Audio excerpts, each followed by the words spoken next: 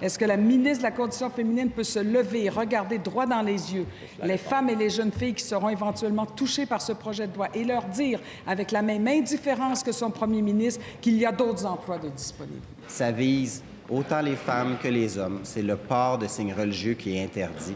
Il y a un consensus au Québec pour aller de l'avant là-dessus. Ça fait depuis 2013 que la position de la CAQ, elle est connue. Alors, ce projet de loi sur la laïcité est-il raisonnable, nécessaire ou va-t-il trop loin, comme le laissent entendre des opposants? Hier, on s'est entretenu avec le sociologue Gérard Bouchard, qui a signé le rapport de la commission de consultation sur les accommodements avec Charles Taylor. Monsieur Bouchard défend toujours le consensus établi alors sur l'interdiction de port des signes religieux sur les personnes en autorité, mais une autorité de coercition. Monsieur Taylor le dénonce. Alors, ce soir, nous accueillons Mme Julie Latour, elle est avocate, membre des juristes pour la laïcité, féministe, qui a signé au fil des années plusieurs textes plaidant pour la laïcité. Elle défend le projet de loi. Elle est aussi l'ancienne bâtonnière de Montréal. Elle a été membre du CA du Conseil du statut de la femme. Madame Latour, bonsoir. Bonsoir, madame. Alors bienvenue d'être avec nous. Votre réaction à toutes ces réactions que l'on entend depuis cette fameuse déclaration du maire Steinberg et qui est parfois dénoncée par la classe politique, mais qu'en fait le maire réaffirme. Mais la déclaration du maire Steinberg, d'une part, ce qui est fort inquiétant, c'est qu'on remarque des clips qu'il la prononce à partir d'un écrit. Alors, c'est pas quelque chose qui est arrivé spontanément, là, c'est mûrement réfléchi de faire une affirmation qui est aussi éhontée par rapport à la nature du projet de loi. Et si le maire Steinberg prêche pour l'ouverture et la tolérance, certainement, c'est le contraire dont il fait preuve. Et là, on voit qu'unanimement, d'une certaine manière, ça me réconforte de voir que tant le premier ministre du Canada, Justin Trudeau, le premier ministre du Québec et nombre d'autres élus condamnent ce qui est une exagération sans borne par rapport aux enjeux véritables du débat. Mais pourquoi vous le défendez, ce projet de loi, qui, faut-il le rappeler, soulève beaucoup d'opposition dans certains milieux? Manif la semaine dernière, il y en aura d'autres dimanche, y compris par des femmes juristes. Là. Pourquoi vous le défendez, ce projet de loi? C'est un projet de loi qui est très important, que l'on attend de longue date, qui, par son libellé, le projet de loi 21, il est à la fois sobre et substantif, modéré et efficace, et il est le reflet d'un État mature qui agit pour préserver le bien commun et qui est l'aboutissement d'un long processus. Alors, c'est vraiment nécessaire, c'est le rôle de l'État d'équilibrer, de procéder à une mise en équilibre entre les différents droits fondamentaux, et c'est ce qui est fait en l'instance. Et vous savez, si le maire Steinberg s'en va en Israël, il pourrait peut-être s'entretenir avec l'ancien juge en chef de la Cour suprême d'Israël, Aaron Barak. Je ne pense pas qu'on puisse le qualifier de raciste ou xénophobe, qui a développé une importante théorie en droit constitutionnel qui dit justement qu'il y a une différence entre la portée constitutionnelle d'un droit, comment il est affirmé dans la Charte, et comment on peut le restreindre dans une loi. Mais est-ce que vous diriez qu'Israël est quand même... Je ne veux pas qu'on sorte de notre projet de loi ici pour aller en Israël. On va rester au Québec. Non, mais est-ce qu'Israël n'est pas un État religieux? Est-ce que je me trompe? Bien, c'est au-delà, oui, mais c'est que cette théorie, elle s'applique à toutes les chartes des droits, et elle dit que cette mise en équilibre, elle est très importante entre le droit pur, parce qu'on aspire, et le droit fondamental tel qu'il est appliqué. Alors, vous dites qu'il est modéré, le projet de loi. Je vais vous faire entendre Gérard Bouchard hier, parce que le procédé d'une entrevue, quand il y a des pour et des contre, c'est de soumettre à l'un les arguments contre, et avec vous ce soir, je vous soumets les autres arguments, dans une perspective d'équilibre, évidemment. Alors, on va écouter Gérard Bouchard hier, pour qui ce projet de loi est plutôt radical. On l'écoute. Ce projet, d'une certaine manière, me paraît radical. Il me semble qu'au Québec, on n'est pas une société comme ça. On est une société qui est soucieuse de compromis, de débat, il me semble qu'on est plus sensible que ça. C'est contraire à notre culture politique. Alors, M. Bouchard, dénonce ce projet de loi-là. Et parmi ceux qui dénoncent le projet de loi, au-delà du consensus de M. Bouchard, là, certains universitaires qui ont signé un texte disaient que ça valide des préjugés, que c'est un projet discriminatoire. Des gens qui sont allés beaucoup plus loin ont dit en manif manifestation dimanche que c'était vraiment xénophobe, islamophobe, antisémite. Qu'avez-vous à dire là-dessus? Moi, je suis très soucieuse des droits et libertés et c'est pourquoi je milite pour la laïcité. Et qu'est-ce que c'est la laïcité? C'est le fait que, et grâce à ce projet de loi, on va clarifier les eaux sulfureuses que mentionnait Gérard Bouchard, parce que avec l'avènement des sociétés pluralistes, la laïcité, c'est le socle d'un État pluraliste qui permet à toutes les convictions religieuses et à la liberté de conscience de s'exprimer. Et donc, dans nos démocraties modernes, et c'est récent dans l'histoire, l'État doit accepter le pluralisme religieux, mais réciproquement, le religieux doit s'ouvrir à l'altérité. Et nos chartes des droits, d'ailleurs, qui sont invoquées, c'est cet idéal rationnel laïque. Et donc, c'est le socle de la liberté de conscience et de religion. Et c'est très important. La Cour suprême du Canada elle-même a dit que la neutralité de l'État, c'est un impératif démocratique. Et elle a soulevé le fait qu'il n'existe pas de définition de la neutralité religieuse de l'État, ni dans la Charte québécoise, ni dans la Charte canadienne, dans le dossier sur la prière au Saguenay. Et dans une décision qui a été rendue il y a 10 jours, la TELUS Communication, la Cour suprême a dit elle-même, le choix des politiques dans une démocratie parlementaire demeure la responsabilité des législateurs et non celle des tribunaux. Ouais. Alors, c'est ce que le gouvernement fait. Oui, alors on va y revenir à ce que le gouvernement fait. Notamment, on va parler de la clause dérogatoire et le fait qu'on l'adopte maintenant. Ce projet de loi est basé sur un principe discriminatoire qui est le profilage des individus sur la base de la religion. Ces gens-là disent, écoutez, l'État, oui, peut être neutre, mais les individus, ce ne sont pas l'État. Alors, il est là le décalage, en fait, dans des perceptions des analystes. Alors, il y a 2 points principaux au projet de loi. D'une part, d'affirmer la laïcité de l'État et ses principes fondateurs. Et ensuite, cette exigence. Alors, les tribunaux, la Cour suprême elle-même a dit que la neutralité de l'État devait être réelle et apparente et que l'État s'incarne dans ses représentants qui, lorsqu'ils professent, adoptent ou favorisent une religion au détriment d'une autre, font entorse. Alors, c'est très noble d'œuvrer pour l'État dans une société qui est pluraliste. Vous savez, lorsqu'on est croyant, on croit à plus grand que soi, Dieu. Lorsqu'on est citoyen, a fortiori quand on œuvre pour l'État, on doit croire à plus grand que soi, qui est le bien commun. Évidemment, le consensus Bouchard-TELUS, c'était les personnes en autorité de coercition. On doit s'arrêter pour la pause, mais après, on va réagir à ce que Mme David disait à l'Assemblée nationale aujourd'hui. Mais la question, pourquoi donc inclure maintenant les enseignants, ce qui est vu comme une mesure d'exclusion par les opposants? Alors, restez avec nous, on poursuit la conversation après la pause.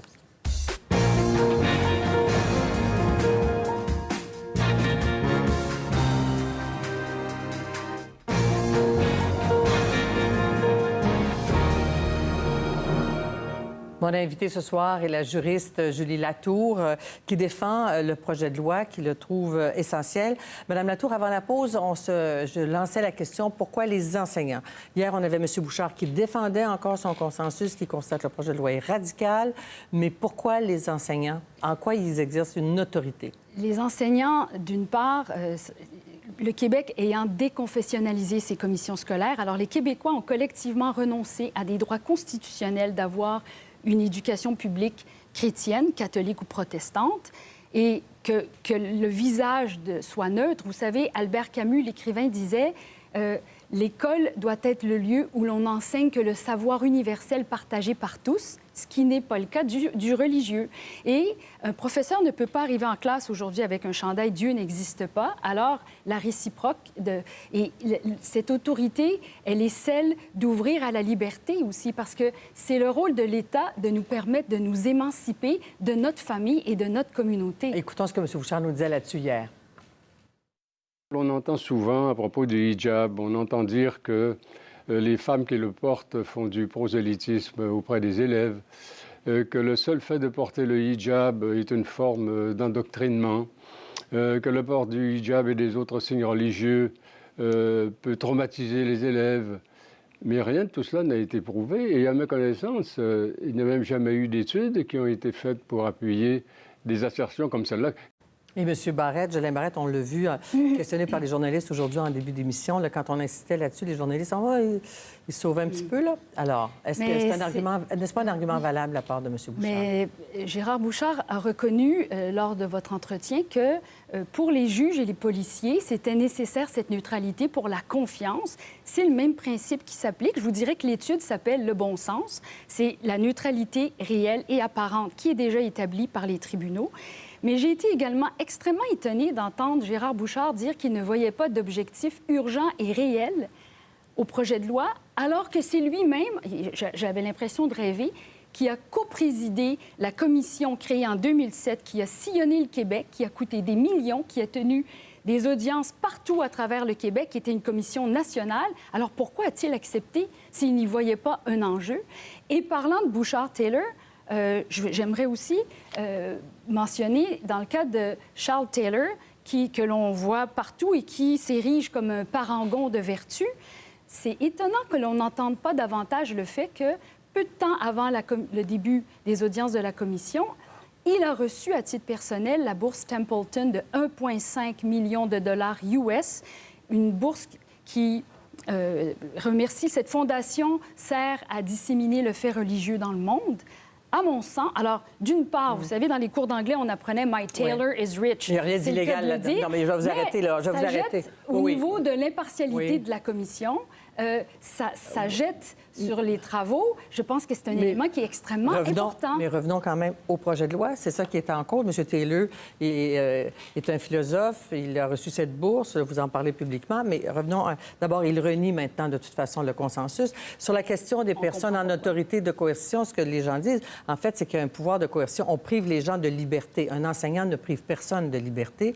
Alors, est-ce que le gouvernement a le fardeau de la preuve là-dessus? Mais la liberté intellectuelle, c'est une liberté. La liberté d'apprendre, la liberté de pouvoir devenir qui l'on veut être dans la vie. Et surtout, je répète, l'interdiction des signes religieux, c'est une exigence, c'est le corollaire de la liberté de religion et de conscience, parce que la religion n'est pas innée comme l'appartenance ethnique ou autre, et tous les citoyens doivent pouvoir se reconnaître dans l'État, et chaque État selon sa trajectoire historique. Ici, il y a eu beaucoup de cheminements qui ont été faits par tous les Québécois. Parlons de la clause dérogatoire, une disposition que le gouvernement a choisi d'adopter ou d'inclure maintenant dans son projet de loi, avant même que ne soient contestées devant les tribunaux les nouvelles restrictions. Par exemple, l'interdiction du port de signes religieux. Puis il y a aussi cette clause grand-père qui, certains disent que ça crée deux classes d'enseignants.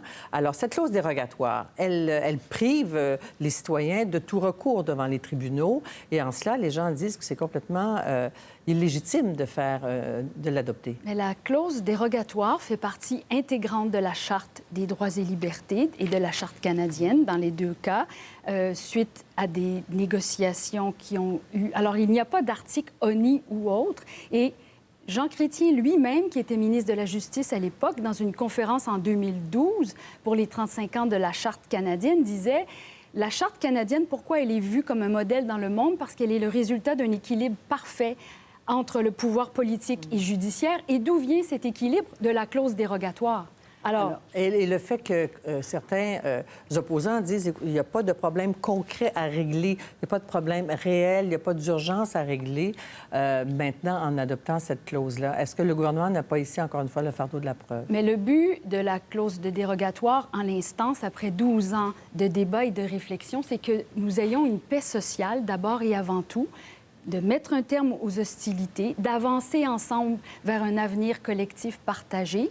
Et ensuite, le gouvernement se soumet à l'électorat. C'est absolument démocratique. Et je pense que cette question aussi, tout le projet de loi 21 pose l'enjeu de quel Canada nous voulons et comment nous pouvons avancer ensemble avec nos différences, puisque si le Canada prêche tellement pour la diversité, pourquoi n'accepte-t-il pas celle du Québec?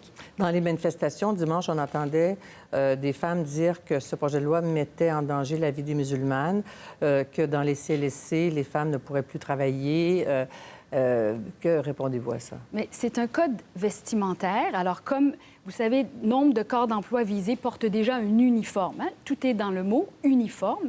Alors, Là, on ajoute au code vestimentaire, on n'exclut personne, c'est les conditions, mais nos droits et libertés ne sont pas absolus. Et surtout, là, il y a une fin sociétale qui est d'avoir un État qui est véritablement neutre, de sorte que la liberté de conscience de tous et de religion soit protégée. Alors, vous avez entendu Mme David, peut-être en extrait, ça s'est passé à l'Assemblée nationale, regarder dans les yeux, dire à quelqu'un qu'elle ne pourra pas avoir d'emploi et que donc ce projet de loi est un projet d'exclusion. C'est un projet de loi qui, au contraire, va nous donner des balises et va nous permettre c'est un instrument de prévisibilité parce que, je le redis, il y a une fraternité citoyenne quand on vit en société et c'est cette prestation-là. Et toutes les religions sont égales par rapport à la laïcité. Et vous savez, on parle de s'ouvrir à la diversité, mais c'est à chacun de le faire. Et on a une diversité, pas juste entre les individus, mais en soi-même. Mais s'il y avait ici une étudiante au bac en pédagogie qui porte le voile, qui ne pourrait pas travailler avec ce projet de loi-là, que lui diriez-vous? Parce qu'elle se sent victime de discrimination, elle se sent exclue, elle se sent mise à l'écart par la société. Je lui dirais que c'est très noble la fonction qu'elle aura parce qu'elle sera la dépositaire de l'aspiration à l'égalité de tous les citoyens. Alors, personne n'est exclu. Et la laïcité se bâtit, c'est à tous d'y contribuer. Mais de 9h à 5h, vous savez, la foi ne se prouve pas, elle s'éprouve. Madame Latour, merci beaucoup d'avoir été avec nous. On sait très bien, 24/60, qu'on aura d'autres occasions de s'en parler, de tous les points de vue sur ce projet de loi, qu'il faut bien le reconnaître, enflamme actuellement les passions. Mais nous fait avancer comme société. Oui, mais vous parlez de paix sociale, mais elle est un peu perturbée, là, non? Mais ensuite, vous savez, c'est comme les grands débats de société, peine de mort, avortement, mais là, c'est le débat d'une société pluraliste qui veut avancer. Merci beaucoup, Madame Latour. Je vous remercie, au revoir. Merci, au revoir.